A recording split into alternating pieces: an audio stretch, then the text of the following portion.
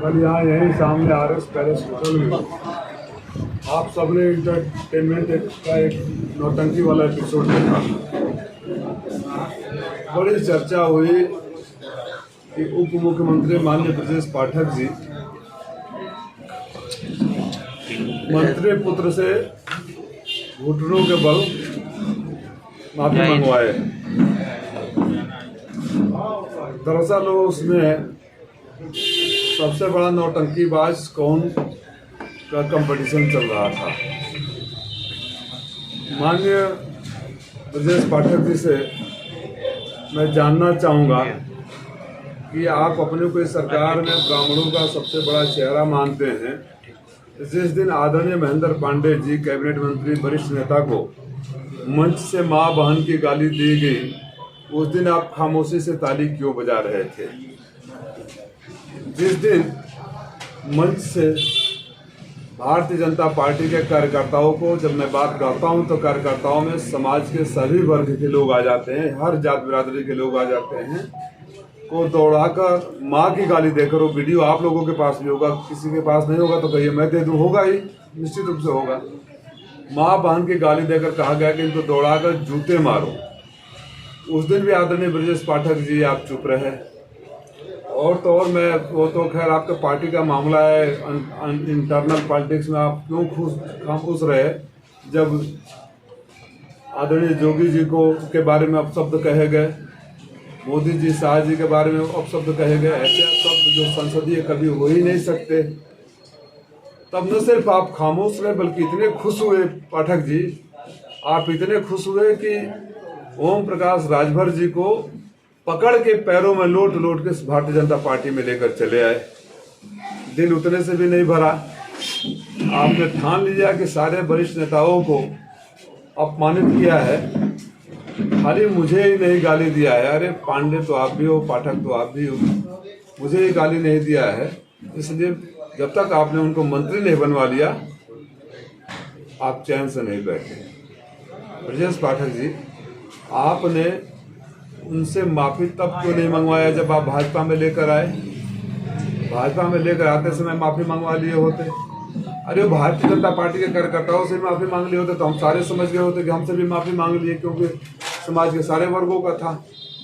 तब आपने माफी नहीं मंगवाया, आज तक माफी नहीं मंगवाया, आज यहाँ आकर नौटंकी करवा रहे हैं। मैं चाहता हूँ कि सारे समाज की तरफ से, इंक्लूडिंग मैं, सारे समाज की तरफ से सबसे पहले ब्रजेश पाठक माफी मांगे कि ऐसे गालीबाजों को वो संरक्षण देते हैं, प्रमोट करते हैं, पार्टी में लेकर आते हैं। उनका पार्टी का इंटरनल मामला है, उनकी पार्टी ने क्यों लिया नहीं लिया उस पर नहीं जानना चाहता हूँ, लेकिन वो प्रमोट करते हैं और संरक्षण देते हैं। ऐसे लोगों की वजह से, ऐसे असभ्य भाषा का प्रयोग करने वाले लोग राजनीति में आगे बढ़ते हैं और आम जनमानस के मान सम्मान की उन्हें तनिक भी चिंता नहीं होती है।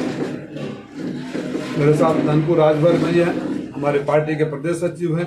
इन लोगों की भी पीड़ा बड़ी जायज है। इन लोगों का भी यही कहना है कि उन्होंने कर्म ही ऐसा किया कि सबके पैरों में गिरकर माफी मांगना पड़ा और इससे इनके समाज का अपमान हुआ है। तो जो इंसान समाज के हर वर्ग को अपमानित करता है, और वो पुत्र जी कुछ दिन पहले आप ही पत्रकार मित्रों के सामने जब एक सवाल के जवाब में बोल रहे थे कि आदमी की पहचान उसका कर्म से होती है, तो हे महत्वाकांक्षी पुत्र, माननीय मंत्री जी के पुत्र, यही आपके कर्म है जो लोग देख रहे हैं कि आज वोट के लिए, एक अपनी सीट जीतने के लिए कभी गाली देते हो, कभी पैरों में लौट जाते हो, कभी जिसको गाली देते हो उसी के पैरों में लौट जाते हो। तो आप चाहते हो कि जब मन करे गाली दे दे, जब मन करे पैरों में लौट जाए और आपको लोग वोट दे दें। याद रखिएगा, आप 17 में बांसडीह से लड़े थे, लोग हरा कर भेज दिए, आप लौट कर नहीं गए। 22 में बनारस से लड़े थे, वहाँ से कुटाई और पिटाई दोनों हो गई, भाग के चले आए। 24 में यहाँ आए हो। ये हार की हैट्रिक के साथ ही आपकी ज़िंदगी का आखिरी चुनाव होगा। यहाँ से वो जवाब मिलेगा समाज के सारे वर्गों का, जिसमें अगड़े पिछड़े की बात नहीं है। जब सामूहिक रूप से गाली दी जाती है तो सबको गाली पड़ सकती है। और लोकतंत्र में लोग कुछ नेता लोग आज कुछ कर तो पाते नहीं है, सिर्फ सम्मान चाहते हैं। जनता ये चाहती है कि मेरा नेता मुझे समझे, प्यार से बात करे, मेरी पीड़ा को सुने और सम्मान दे। अगर आप उतना भी नहीं कर पाते हो तो आप लोकतंत्र में रहने के हकदार नहीं हो। मैं 14 में चुनाव लड़ा, हार गया। 19 में यहाँ की सीट गठबंधन को चली गई। मैं भी चाहता इसी घर में आप लोग गवाह हैं, मेरे ऊपर इनकम टैक्स के छापे पड़े, क्यों और सवाल क्या पूछे जा रहे थे, आप सब गवाह हो।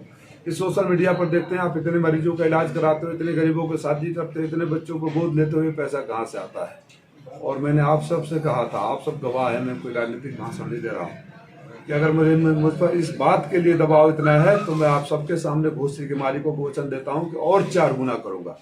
और उसके तत्काल बाद जितनी भी मुश्किलें आई घोसी की धरती पर मैं खड़ा रहा। न तो मैं क्षेत्र बदला, न तो मैं पार्टी बदला, न तो अपने सेवा भाव वाले विचार बदले। मैं वहीं अपने मालिकों के बीच में खड़ा रहा। और आप बांसडीह से काशी होते हुए घोसी आए हैं। आपके पिताजी बिहार में जाकर बड़ी बड़ी बातें करते हैं, बिहार पार्टी बनाने की बात करते हैं। संभव है कि बिहार के लोग आपको एक बार लड़ने दे, जीतने के तो गुंजाइश है नहीं, क्योंकि जब तक आप अपने संस्कार को नहीं सुधारेंगे, अहंकार से दूर नहीं होंगे, अपनी मर्यादित भाषा के वो नहीं करेंगे, तब तक यहाँ के लोग, ये संस्कारी धरती है, क्रांतिकारी धरती है, अहंकार किसी का बर्दाश्त नहीं होता है। तो मैं सिर्फ इतना ही कहने आया हूँ कि ब्रजेश पाठक जी ने माफ़ी तो मंगवा लिया। ब्रजेश पाठक जी खुद माफ़ी कब मांगेंगे, और वो तब खामोश क्यों थे जब ये महानुभाव समाज के सारे वर्गों को क्या नहीं किया। राजभरों को बोला कि दारू पी कर क्या कर देते हैं, यादवों को बोला कि बुद्धि 12 बजे टूटती है, महेंद्र पांडे जी को गाली दिया, जोगी जी को गाली दिया, हमारे समाज को गाली दिया, मेरे बारे में पूरा बुरा भला कहा। अरे राजनीतिक तो विरोध होता है, राजनीतिक मर्यादा के सीमा में। अरविंद राजभर ने वायरल वीडियो को लेके कल कहा है कि डिप्टी सीएम ने उनसे आशीर्वाद लेने के लिए कहा और मैं आशीर्वाद ले रहा था, और इस तरह से झुक के मैं एक बार नहीं 1000 बार कार्यकर्ताओं मतदाताओं से आशीर्वाद लूंगा। उनका नाम क्या जा रहा है? तो मैंने यही बोला, विपक्ष पे आरोप लगाया है कि विपक्ष जानबूझ के वीडियो वायरल कर रहा है और माफी की बात कर रहा है। विपक्ष तो वहाँ था नहीं, तो आप ये कहना चाहते हैं कि हम गाली तो देंगे लेकिन इसको माफी मत समझना, जरूरत पड़ेगी तो फिर गाली देंगे, और जिता दोगे तो पता न क्या क्या आपके साथ करेंगे। मतलब ये है अहंकार। देखो ये चरित्र में होता है।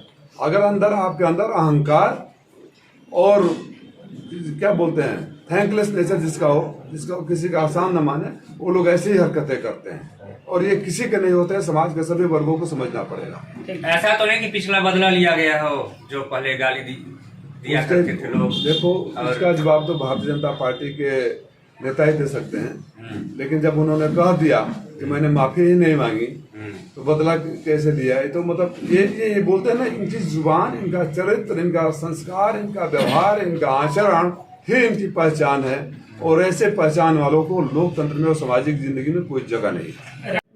फर्क का हर समाज के लोग वोट दे रहे हैं।